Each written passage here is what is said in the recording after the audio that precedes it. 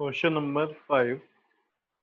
The altitude of a right triangle is 7 centimeter less than its base. ठीक है, तो देखो राइट एंगल ट्राइंगल की बात हो रही है, तो एक काम करते हैं, पहले ट्राइंगल बना लेते हैं।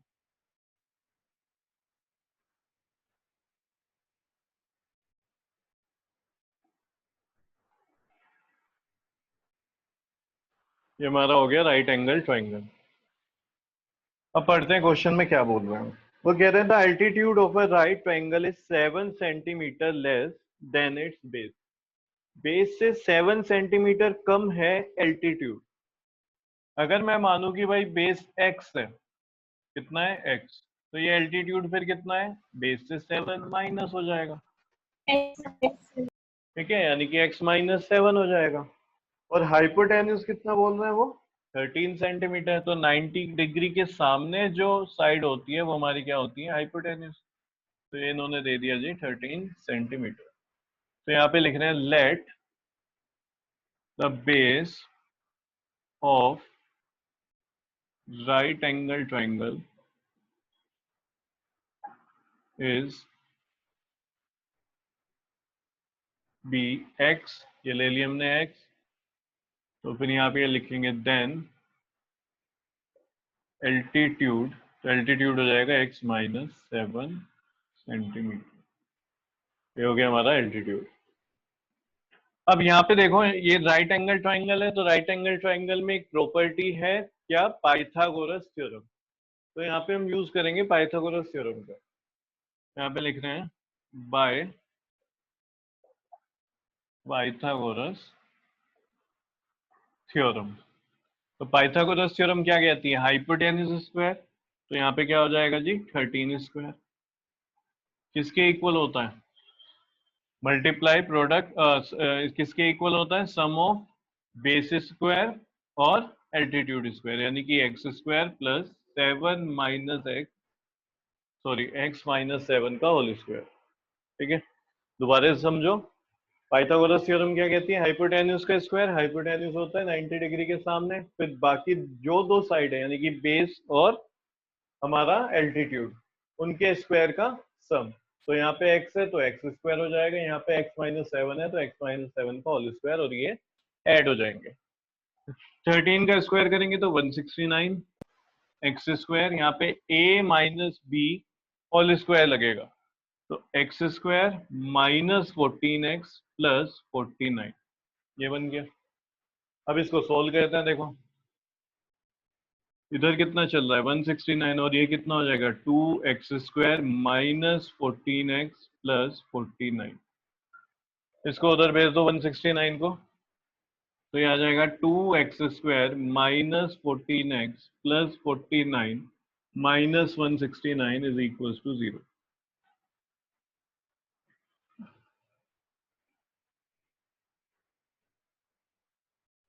To x square minus 14x, यहाँ पे क्या बचेगा, देखो यहाँ मिलेगा हमें minus 120, minus 120 is equal to 0। क्या कुछ कॉमन आ रहा है, बिल्कुल आ रहा है 2, तो यहाँ से 2 कॉमन ले लेते हैं। तो जी x square minus 7x minus 60 is equal to 0। ये 2 वहां पे 0 के अपॉन में आ जाएगा, तो क्या बन जाएगी वैल्यू इधर 0। तो इधर बचा हमारा x square minus 7x minus 60 is equal to 0। ऐसे दो नंबर चाहिए जिनका प्रोडक्ट क्या हो 60 हो जाए, और जिनका डिफरेंस कितना है 7 आए, माइनस करके क्या है 7 आए। तो ऐसे दो नंबर क्या हो गए बताना जरा। सर 12 और 5। 12 और 5 हो जाएंगे। यहाँ पे x square minus 12x plus 5x minus 60 is equal to 0। इन दो से क्या कॉमन आ रहा है, x कॉमन आ रहा है, तो यहाँ पे लिख लेंगे x माइनस 12। यहाँ से 5 कॉमन लेंगे तो x minus 12 is equal to 0। बाकी फिर इधर लिख रहा हूं मैं, x माइनस 12 प्रोडक्ट होगा x plus 5 is equal to 0। इसके इक्वल आ गए हैं 0 के, तो x minus 12 is equal to 0 और x plus 5 is equal to 0। यहाँ से देखो x की वैल्यू आ गई 12 और इधर से x की वैल्यू आ गई -5। अब x क्या था? x तो बेस है, तो ये बताओ क्या बेस नेगेटिव हो सकता है ट्रायंगल का? No, sir. नहीं हो नो सकता, सर।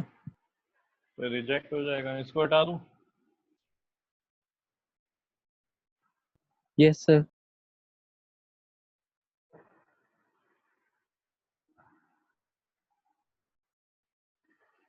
तो यहाँ पे लिखते हैं बेस ऑफ अ ट्रायंगल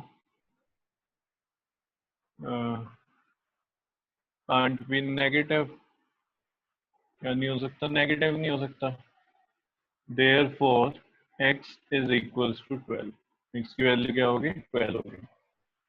फिर हम क्या लिख सकते हैं? बेस क्या हो जाएगा हमारा? Base of triangle is 12 centimetre and altitude of triangle is, altitude कितना हो जाएगा देखो, तो ये है x -7, तो तुम लिखोगे 12 - 7। ठीक है, तो ये कितना आ गया? 5।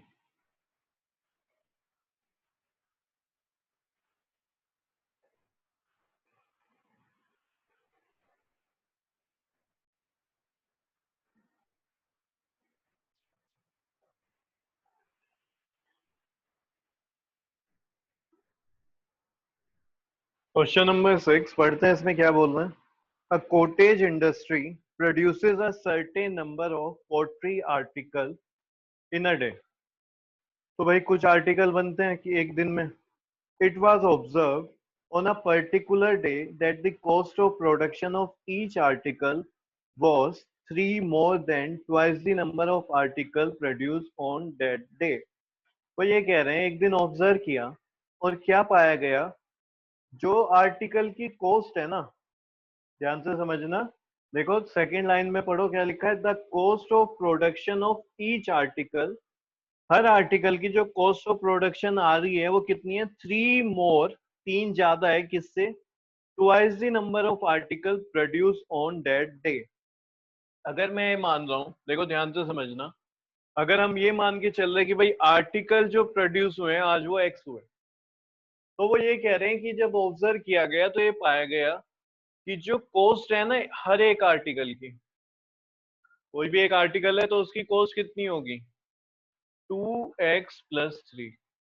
वो कह रहे हैं 3 more than twice the number of article produce. 3 ज्यादा है तो +3 लिख लिया। फिर क्या कह रहे हैं? जितना आर्टिकल प्रोड्यूस हुए हैं उसके ट्वाइस, तो 2x + 3। यानी कि अगर आज आर्टिकल x प्रोड्यूस हुए हैं तो हर एक आर्टिकल की कॉस्ट 2x + 3 होगी। मानो मैं मान रहा हूँ x की वैल्यू 10 आ गई हमारी, यानी आज 10 आर्टिकल बनाए हमने, तो हर एक आर्टिकल की, सिंगल आर्टिकल की जो कॉस्ट होगी वो कितना होगा? 23। इस तरीके से कुछ क्वेश्चन है। तो यहाँ पे मैं लिख रहा हूं let the number of articles produced in a day be x। ठीक है, then cost of each article is, तो कॉस्ट हो जाएगी 2x + 3। सही हो गया? आगे पढ़ो क्या है? if the total cost of production on that day was ₹90, तो उस दिन जो टोटल कॉस्ट आई बनाने में वो कितने आई? ₹90। Find the number of article produce and the cost of each article. उस दिन जो टोटल कॉस्ट आई है, कुछ आर्टिकल बनाए हमने, कितने बनाए? x बनाए। ठीक है, तो उनकी जो कॉस्ट आई है कितनी आई है? 90 आई है। तो मैं x की वैल्यू निकालूंगी। अब ध्यान दो, मैं तुम्हें क्या कहता हूँ कि भाई एक आर्टिकल 10 रुपीज का है। कितने का है? 10 रुपीज का है। और जो टोटल कॉस्ट हमारी आ गई आज, सॉरी ये नहीं, ऐसे नहीं, ऐसे समझ के चलते हैं। एक्स को हमने क्या लिया था? आर्टिकल्स। हाँ, तो हम ये कह रहे हैं कि भाई आज जो हमने आर्टिकल बनाए वो 10 बनाए हैं। कितने आर्टिकल बनाए आज? 10। तो मैं तुमसे बोलूं कि भाई अब 10 तो आर्टिकल बना दिए, ठीक है, अब कॉस्ट ऑफ प्रोडक्शन कितनी आई होगी इनकी? तो तुम क्या कहोगे? देखो अगर आज 10 बने तो यहाँ पे कितना आ जाएगा? 23। तो तुम कहोगे कि भाई मल्टीप्लाई करा दो, इससे मल्टीप्लाई करा दो जो उनकी प्रोडक्शन की कॉस्ट आई है। 10 क्या है? 10 तो आर्टिकल है। कितने आर्टिकल बने? तो आज 10 आर्टिकल बने और उनकी कॉस्ट कितनी है? 23। समझ रहे हो? हर एक की कॉस्ट 23 है। तो फिर 10 की कितनी कॉस्ट होगी? ये हो जाएगी 230। ये बात बताओ, समझ में आई है या फिर दोबारा से बताओ? भाई अगर तुम ये कह रहे हो कि आज का मेरा खर्चा आया है, कुछ भी तुमने बोल दिया, ठीक है, यहाँ पे चलो इसको कुछ और लेके चलते हैं। इस बार मैं कह रहा हूँ कि आज हमने 5 आर्टिकल बनाए। कितने आर्टिकल बनाए? 5। तो उस हिसाब से देखो जो कॉस्ट है हर एक आर्टिकल की वो कितनी हो जाएगी? 30। कितनी आ गई? 30। तो ये तो हर एक आर्टिकल की कॉस्ट है और ये नंबर ऑफ आर्टिकल्स हैं। अब मैं तुमसे पूछूं कि भाई आज खर्चा कितना हुआ है मेरा, ठीक है, अगर मैं ये आर्टिकल बना रहा हूँ और कितने आर्टिकल बनाए मैंने? 5। और हर एक आर्टिकल मुझे पड़ा 13 रुपए का। तो मैं तुमसे पूछूं कि आज मेरा खर्चा कितना हुआ है, तो तुम बता दोगे? 65 रुपीज। कैसे किया 65? कैसे पता चला? Sir multiply. 30 का मल्टीप्लाई। मल्टीप्लाई किया तुमने। कहा देखो एक की कॉस्ट है 13, तो 2 की कॉस्ट निकालनी है 2 से मल्टीप्लाई, 3 की कॉस्ट निकालनी है 3 से मल्टीप्लाई, यहाँ पे 5 की निकालनी थी तो तुमने 5 से मल्टीप्लाई। तो भाई क्वेश्चन में भी वो यही बोल रहे हैं, वो कह रहे हैं आज का जो खर्चा आया उस दिन का, ठीक है, जबकि वो बात कर रहे हैं वो 90 रुपीज आया। कितना आया? 90। तो ये 90 कैसे आया होगा? दो चीज का प्रोडक्ट रहा होगा यहाँ पे, नंबर ऑफ आर्टिकल और कॉस्ट ऑफ ईच आर्टिकल। तो मैं यहाँ पे देखो इसको लिख भी देता हूँ। तो ये क्या होगा? Number of article multiply by cost of each article. और कितना हो जाएगा? 90। तो नंबर ऑफ आर्टिकल कितने हैं? x। हर एक आर्टिकल की कॉस्ट 2x प्लस 3 और ये कितना आ जाएगा? 90 आ जाएगा। मल्टीप्लाई कराते हैं इसकी, तो ये हो जाएगा 2x² plus 3x is equals to 90। 2x² plus 3x minus 90 is equals to 0। अगर कॉमन निकल रहा है तो निकाल लो। यहाँ पे कुछ कॉमन मिलेगा तुम्हें? नहीं मिल रहा। ठीक है, तो अब मल्टीप्लाई कराओगे तुम, 2 की मल्टीप्लाई कराओगे 90 से, तो 2 की जब मल्टीप्लाई 90 से कराओगे तो तुम बोलोगे कितना आएगा? आ गया तुम्हारा 180। तो ऐसे दो नंबर जिनका प्रोडक्ट तो है 180, और भाई देखो यहाँ पे माइनस है, माइनस करके आए 3, यानी उनका डिफरेंस कितना हो? 3 हो जाए। ठीक है, तो ऐसे दो नंबर सोचिए, बताओ जिनका प्रोडक्ट है 180 और उनका जो डिफरेंस है वो मिले हमें 3।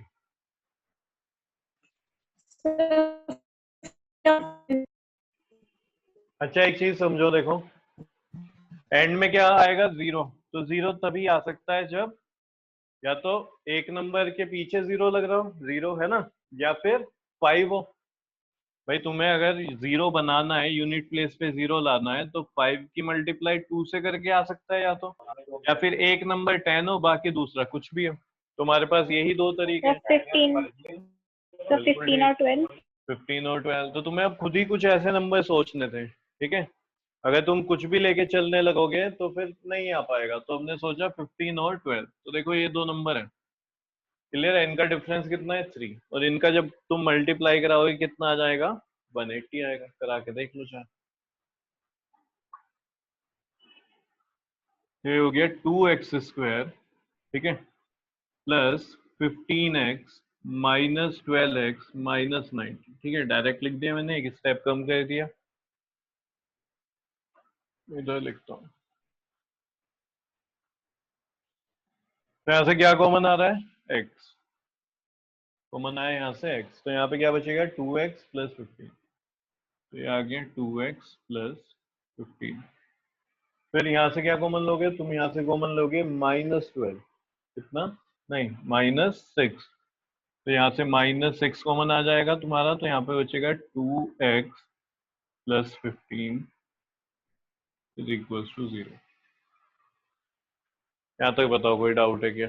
ये 15 लिखा हुआ है, सही है। तो यहाँ पे मिल जाएगा हमें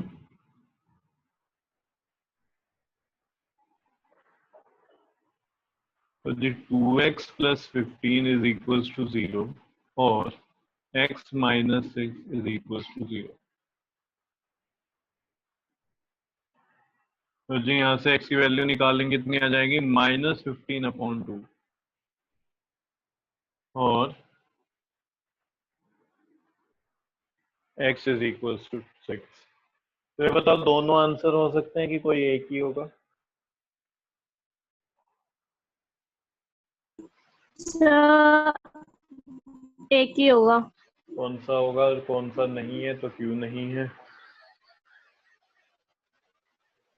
सर 6 होगा क्योंकि sir number of articles upon में नहीं आ सकते। हाँ, क्योंकि नंबर ऑफ आर्टिकल फ्रैक्शन में नहीं आ सकते। ठीक है, इसका क्या मतलब है? इसका मतलब है माइनस को भी अगर हम छोड़ दें, देखो पहली बात आर्टिकल माइनस में नहीं आ सकते।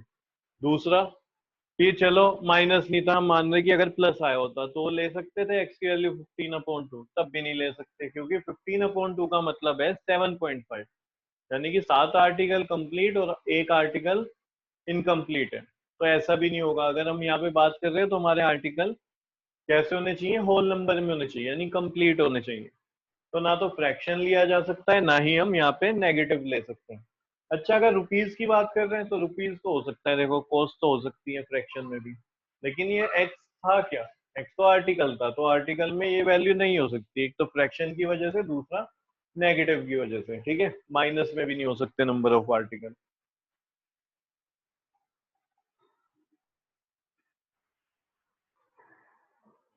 तो यहाँ पे हम लिखते हैं एक्सक्यूज मी बट। सर। हाँ बोलो। सर अगर यहाँ पे आर्टिकल्स की जगह टेम्परेचर होता तो ऐसे आर्टिकल्स की टेम्परेचर पे कोई क्वेश्चन बने तो वो तो हो जाएगा। टेम्परेचर तो देख पॉजिटिव भी होता है नेगेटिव भी होता ओके सर। है ना, तब हो जाएगा। खुद ही हमें सोचना है, हमें क्वेश्चन में एक्स हमने लिया किसको है। ठीक है, क्योंकि एंड में निकल के क्या आता है? एक्स। अगर इक्वेशन वाई में है तो वाई आएगा, है ना, वो तो तुम समझ ही गए हो।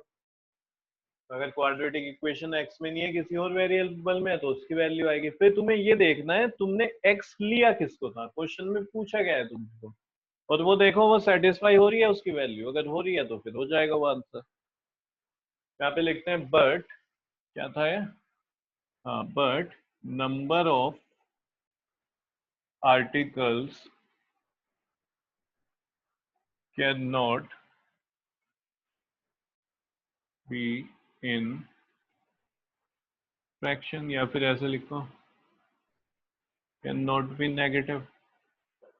नंबर ऑफ आर्टिकल्स नेगेटिव तो हो नहीं सकते।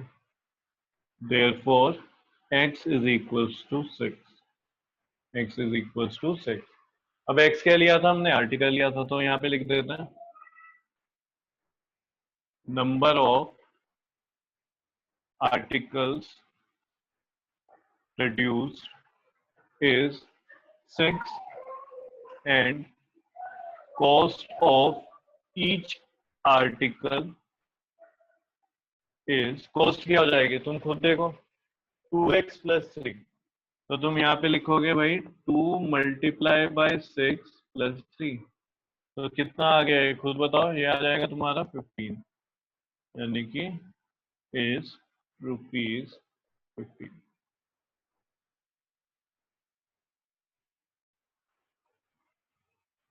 तो देखो आ गया सही।